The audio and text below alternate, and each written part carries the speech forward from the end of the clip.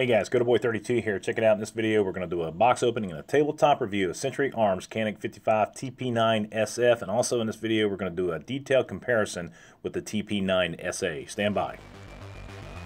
Alright, this here's GoToBoy32 convention now.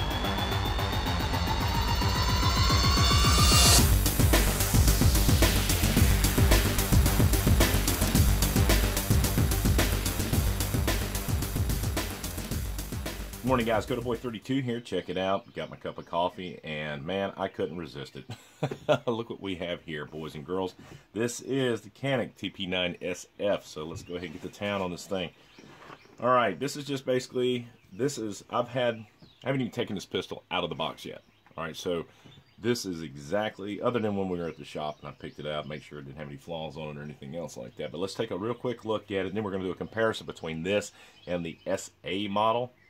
And there are a few small differences, but other than just a decocker, primarily in what you get in the box here. So here we go. One, I got this, what the hell is this thing? Protect minors from, I always lock your guns up, guys. Make sure you don't leave any loaded firearms laying around. Product registration card.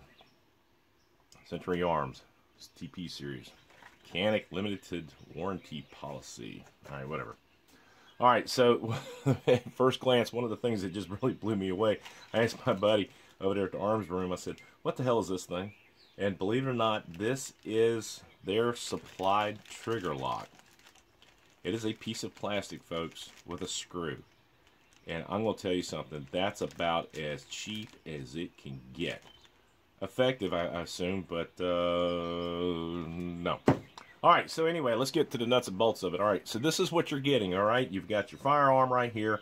You got an extra mag.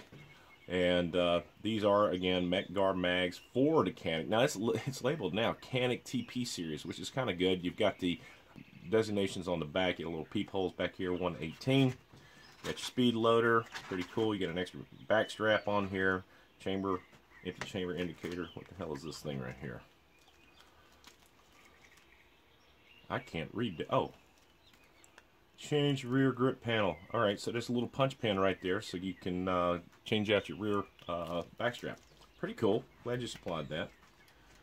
I normally, me personally, I've never changed one of the back straps out on this. Well, you got the bore brush, chamber brush, you got a cleaner rod right here. It's kind of nice to supply those things.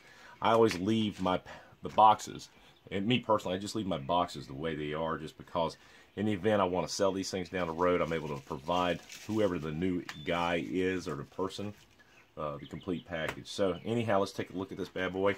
At first glance, she's basically the same thing. Extra mag, it's perfect. It's got a again, you've got more of a unique design on the holster on this one between this and the SA. And we'll go ahead and break out the SA in a minute and do the side by side. Level 1 retention. And let's go ahead and get rid of that. Ow! Alright.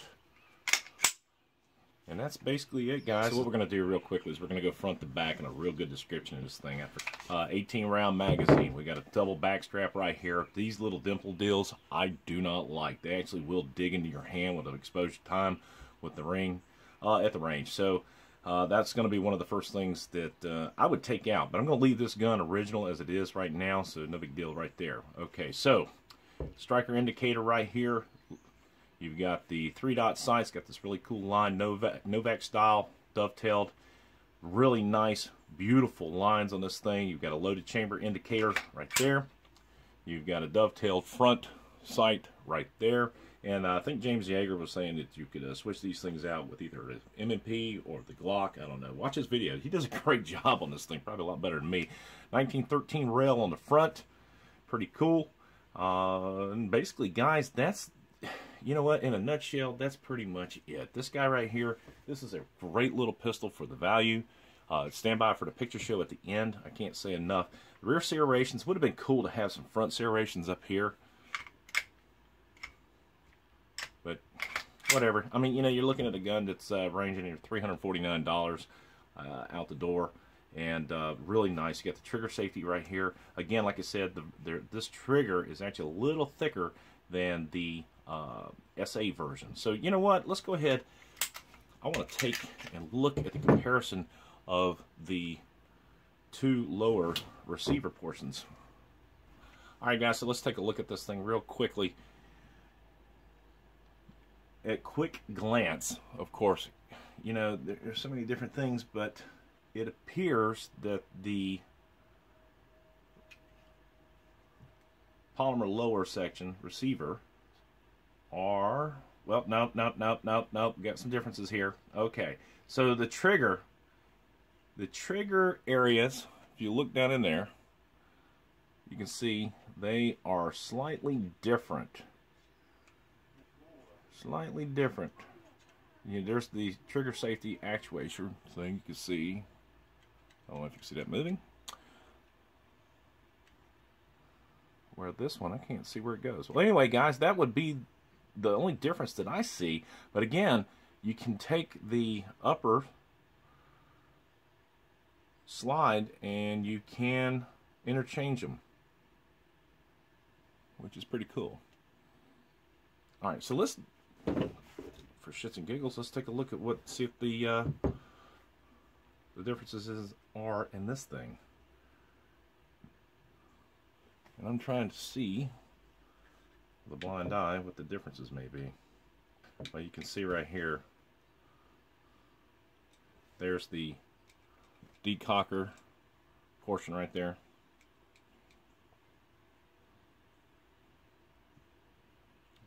Looks to be basically it. Dirt Road had a pretty good video on how to go ahead and deactivate that thing, so if you wanted to do that, you certainly could. But again, I just laugh at the folks, and I mean, you know, some people have a deal where they're afraid of the gun. Guys, get to know your gun. All right, so the dry springs look like they're a little different too. This is a thicker area back here. Look at the front.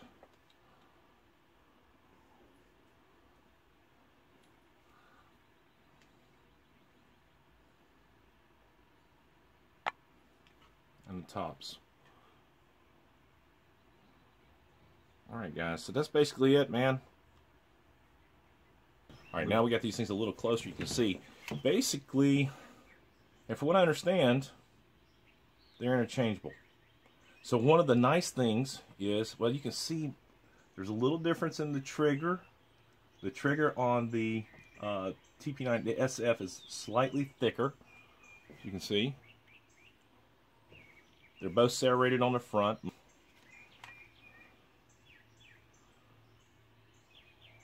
Very similar on the front side. The top side of the SA has the serrated tops area here. I do like this cut here. Overall, both the firearms are very nice. But again, let's talk about the things. Let's go back to one of the things I was talking about before. The reason I bought this thing, I'm not a big fan of the Glocks. I have a bucket list of firearms that I'm going to buy before I die. And this really wasn't on it till my local guy told me, he says, hey man, I just got the SF in stock. I said, put one aside for me. So I went and picked it up yesterday. But the reason I got this, the value, guys, the value.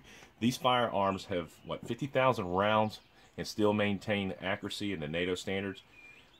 You know, just for the value to have a nice firearm at the $350 range is excellent. All right, so what I want to do, because I've got a custom grip on this thing, and I really like this texture. Other than this right here, I am going to file that portion of it down.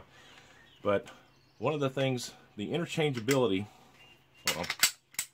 of these things is what I'm looking at. Can you do it? Can I take this slide and run it on this gun? You sure can. Look at that, guys. So anyway, now if I wanted my frame from this gun, because it's stippled on this upper receiver or the slide, I can use that. There you go. All right, so guys, basically what I'm looking at, there are some differences between the triggers. There's a little take up there, tick up there. I'd say they're equal in crispness, if that's a word. Huh, pretty cool. All right, guys. Magazines. Nice thing about having this is the magazines match and are interchangeable. So I can use now, without having to go out, I've got 4 additional mags. Alright guys, that's it, man. Pretty much, pretty simple. The Canik TP9-SF. There's a lot of shooting videos out there on this thing. You guys can go ahead and look at that. Pre-Dawn's got a good video. Just love that guy. Military Arms channel, they were one of the first ones. One of the more impressive videos is watching Mr. James Yeager take this thing to town. Alright, let's talk about the box real quick, guys. Alright, now let's take a look at these things side by side. One of the things I want you to look at, one, the lock in the SA was an actual lock, alright? Take a sip of coffee. My Yeti cup. Alright, but one of the differences is this has a roto holster. And I'm going to go ahead and mount this thing on here real quickly to show you how exactly it does ride. Now, the previous model had this where you had to take and you screwed onto the back of the other holster. But I want you to see, look how flimsy that is in comparison to what you get with the SF. But guys, that's it. That's the only differences in the box. You get a better holster, in my opinion. Also, the holsters themselves. You got the open top here, closed top here. If you got any questions, comments, or anything like that, please don't hesitate in asking. And there we go. Alright, so anyhow, that's basically how it looks. That's how it rides. And very intuitive in how it acts. Very easy to draw from. I've gotten used now to the ALS holsters from Safariland, but these retention type holsters are no big deal. So basically, guys, that's it. That's how she rides. You can adjust the angles on this thing. Overall, very nice, good quality holster. A little bit better than what was previously provided. Only on the paddle portion, not necessarily the holster retention portion of it.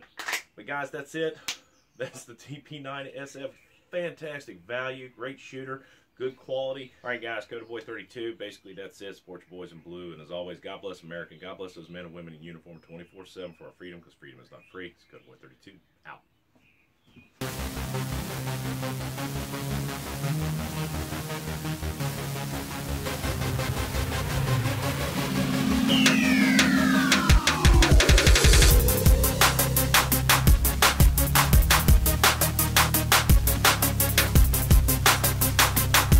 I'm going to preface this. That decocker thing, for people who actually feel a necessity to have a decocker, why don't you just go smack yourself in the face? All right, I love hearing people, well, I am worried about, you know, when I'm cleaning it and I you know, after I check the firearm 22 times, I don't want to pull the trigger because, you know, somehow a round might sneak back in there. So that decocker is very important for me. You know, just deal with it, folks.